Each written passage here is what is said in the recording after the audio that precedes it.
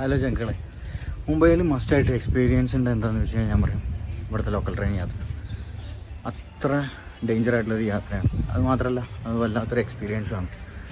അപ്പോൾ ഇന്ന് നമ്മൾ പോകണത് അതൊന്ന് എക്സ്പീരിയൻസ് ചെയ്യാൻ വേണ്ടിയിട്ടാണ്. ഈ ട്രെയിനിൽ കയറി പറ്റുക എന്ന് പറയുന്നതും ഇതിലൊന്ന് ഇരുന്ന് യാത്ര ചെയ്യുക എന്ന് പറയുന്നതും മഹാഭാഗ്യം പിടിച്ചിട്ടുള്ളൊരു സംഭവമാണ്.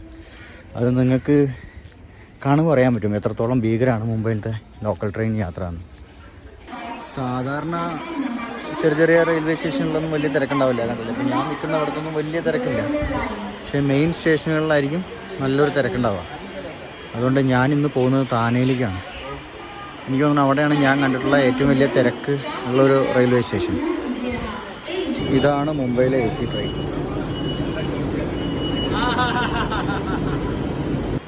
ഇപ്പോൾ ഇതാ ഈ പോകുന്നത് ഫാസ്റ്റ് ട്രെയിനാണ്. അത് വളരെ കുറച്ച് സ്റ്റേഷനുകളിൽ മാത്രമേ നിർത്തുള്ളൂ. അതുകൊണ്ട് തന്നെ നമുക്ക് സമയം നല്ലപോലെ ലാഭിക്കാം.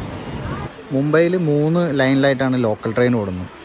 ഒന്ന് വെസ്റ്റേൺ ലൈൻ, ഒന്ന് ഹാർബർ ലൈൻ, ഒന്ന് സെൻട്രൽ ലൈൻ. അതിൽ ഈ സെൻട്രൽ ലൈനിലാണ് ഏറ്റവും കൂടുതൽ ഇടിയും അടിയും തിരക്കും ഒക്കെ ഉള്ളത്. ഈ അടി എന്ന് പറയാൻ കാരണം എന്താ വെച്ചാൽ ചില സമയത്ത് ഗംഭീര അടി തന്നെ കാണാം ട്രെയിനിൽ. ചിലപ്പോൾ കയറുമ്പോൾ തന്നെ അടി ഉണ്ടാവും, അല്ലെങ്കിൽ ചിലപ്പോൾ ഇറങ്ങുമ്പോൾ തന്നെ അടി ഉണ്ടാവും, ചിലപ്പോൾ ട്രെയിനിൻ്റെ ഉള്ളിൽ അടി ഉണ്ടാവും. അങ്ങനെയൊക്കെയാണ് ഓരോ ദിവസം കടന്നു പോകുന്നത്. ഇതിലൊക്കെ നമുക്ക് സിമ്പിളായിട്ട് കയറി പറ്റാം. ഇവിടെ നിന്നൊക്കെ ചെറിയ ചെറിയ സ്റ്റേഷനുകളല്ലേ. വലിയ വലിയ സ്റ്റേഷനിലേക്ക് എത്തുമ്പോഴാണ്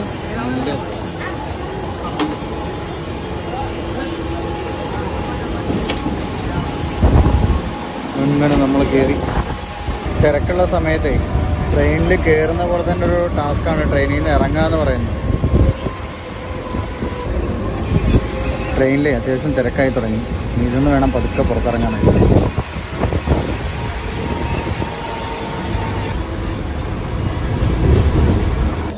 അപ്പോൾ നമ്മൾ താനയിൽ എത്താറായി. ഇനിയിപ്പോൾ പതുക്കെ ഇറങ്ങണം. വലിയൊരു തിരക്കില്ല, അതുകൊണ്ടാണ് ഞാൻ ഇത്ര സിമ്പിളായിട്ട് ഇറങ്ങുന്നത്. ഇല്ലെങ്കിൽ വലിയൊരു തിരക്കായിരിക്കും. ഓഫീസ് വിട്ട് വരുന്നേ ഉള്ളൂ, ഓഫീസ് ടൈം ആവുന്നേ ഉള്ളൂ. അതുകൊണ്ടാണ് തിരക്ക് കുറവ്. കണ്ടോ, തിരക്കില്ല.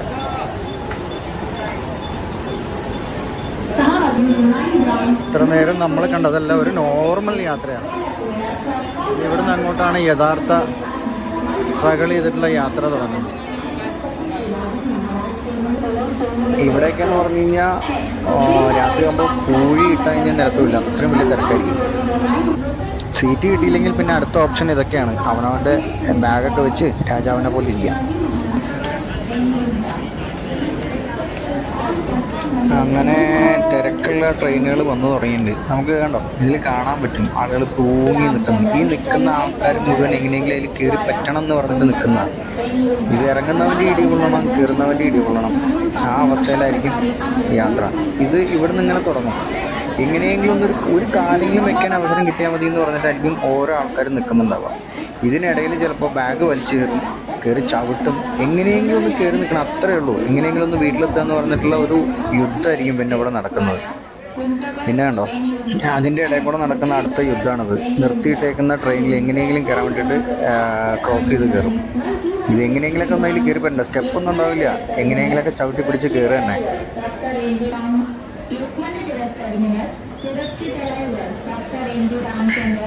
ഇത് അടുത്ത ട്രെയിൻ വന്നപ്പോഴുള്ള യുദ്ധമാണ് കേട്ടോ കാണുന്നത്.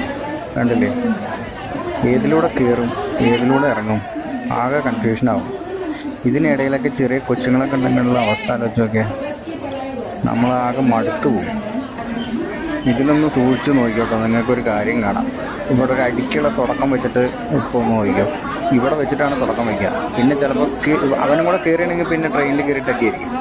അപ്പം കയറാൻ പറ്റാത്തതുകൊണ്ട് തൽക്കാലത്തേക്ക് വിട്ടു. അച്ഛനും അമ്മയ്ക്കൊക്കെ വിളിച്ചിട്ടുള്ളതിൻ്റെ ബാക്കിയാണ് ഈ കാണുന്നത്. ഇത് AC ട്രെയിനാണ്. ഇതിൽ വലിയ കാര്യത്തിൽ തിരക്കുണ്ടാവാറില്ല. കൂടുതൽ ലേഡീസൊക്കെ ആശ്രയിക്കുന്ന ഇതിലാണ്. പിന്നെ അത്യാവശ്യം വരുമാനമുള്ളവനും ആശ്രയിക്കുന്നതില്ല. കാരണം അവനൊന്നും ഇടി കൊള്ളാൻ സാധിക്കില്ല ലോക്കൽ ട്രെയിനിൽ. പിന്നെ ഇതിൽ അത്യാവശ്യം കള്ളവണ്ടി കയറി വരുന്ന ആൾക്കാരുണ്ട്, ഒരുപാട് പേരുണ്ട്. പിടിച്ചാൽ പെട്ടു, അത് വേറെ കാര്യം.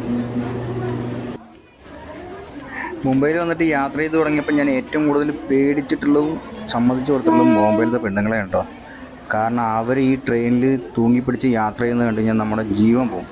നോക്കാം, അവർ നിൽക്കുന്നു. ഇപ്പം താഴെ വീഴുന്ന് പറഞ്ഞിട്ട് നിൽക്കുന്നു. പക്ഷേ എന്നാലും അവർ പിടികൂടില്ല. കാരണം എങ്ങനെയെങ്കിലും ഒന്ന് വീട്ടിൽ ചെന്ന് കയറണം എന്ന് പറഞ്ഞിട്ടേ അങ്ങനെ യാത്ര ചെയ്യുക. ഇത് കണ്ടില്ലേ, ട്രെയിൻ വന്ന് നിൽക്കാൻ സമയമില്ല. അതിന് മുന്നേ ചാടി ഇറങ്ങുകയും വേണം. അത് എങ്ങനെയെങ്കിലും ഒരു കൈ പിടിച്ച് അതിലേക്ക് കയറുകയും വേണം. ഒരു യുദ്ധം തന്നെ നടക്കുക എന്ന് പറയില്ലേ, എങ്ങനെയെങ്കിലും ഒന്ന് കയറി പറ്റാൻ വേണ്ടിയിട്ടാണ്, ഒരു കാലെങ്കിലും വെക്കാനുള്ള ഒരു ഇടം കിട്ടണം, അതിന് വേണ്ടിയിട്ടാണ്. ഇതിനിടയിലാണ് കേട്ടോ നമ്മളെ ഈ ലേഡീസും കിടന്നിട്ട് യുദ്ധം ഉണ്ടാക്കുന്നത്. കാരണം എങ്ങനെയെങ്കിലുമൊക്കെ ഒന്ന് വേഗം വീട്ടിലെത്തുക, അത്രയേ ഉള്ളൂ. എൻ്റെ വൈഫടക്കം ഇതുപോലെ തന്നെയാണ് ഇവിടെ യാത്ര ചെയ്യുന്നത്. പലപ്പോഴും നമ്മൾ പറയാറുണ്ട് ഇങ്ങനെയൊന്നും തൂങ്ങിപ്പിടിച്ച് പോകരുത് എന്നുള്ള കാര്യം. കാരണം ഇവിടെ എന്നും അപകടം നടക്കുന്നത് ഈ ഒറ്റ കാര്യത്തിലാണ്.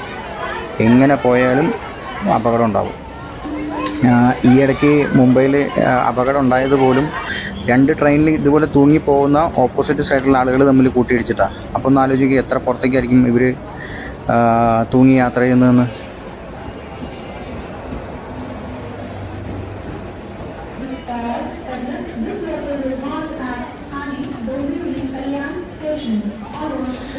ആകെ 12 കോച്ചാണ് ഇവിടുത്തെ ലോക്കൽ ട്രെയിനിലുള്ളത്. അതിലേക്കാണെന്നുണ്ടെങ്കിൽ എങ്ങനെയെങ്കിലും ഒന്ന് കയറി പറ്റാൻ വേണ്ടിയിട്ട് കാണിക്കുന്ന യുദ്ധമാണ്. ഈ ട്രെയിനിൻ്റെ ബാക്കിൽ നിന്നിട്ടാണ്, ഞാൻ ബാക്കിലെ സ്റ്റെയറിൽ നിന്നിട്ടാണ് ഈ വീഡിയോ എടുത്തത്. അപ്പോൾ ഇതിൻ്റെ മുന്നിലേക്ക് ഇനിയും കിടക്കുകയാണ്. ഇത് ആ മുൻവശം വരെയും ഇത്രയും ആളുകൾ ലൈനിൽ നിൽക്കുക, എങ്ങനെയെങ്കിലും ഒന്ന് കയറി പോകണമെന്ന് പറഞ്ഞു.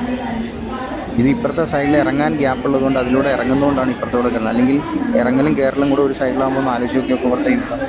പിന്നെ ഇപ്പോൾ ഞാനും ഇങ്ങനെയൊക്കെ യാത്ര ചെയ്യാൻ പഠിച്ചു. അതാണ് വേറൊരു മാറ്റം വന്നത്. നമ്മൾ പഠിച്ചു എങ്ങനെ യാത്ര ചെയ്യണമെന്ന് മുംബൈയിൽ.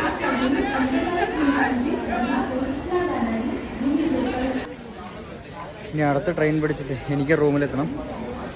നോക്കട്ടെ കയറാൻ പറ്റുമെന്ന്. തിരക്കില്ലാതെ എന്തായാലും പോക്ക് നടക്കില്ല. ഏതെങ്കിലും ട്രെയിനിലിടിച്ച് കയറണം.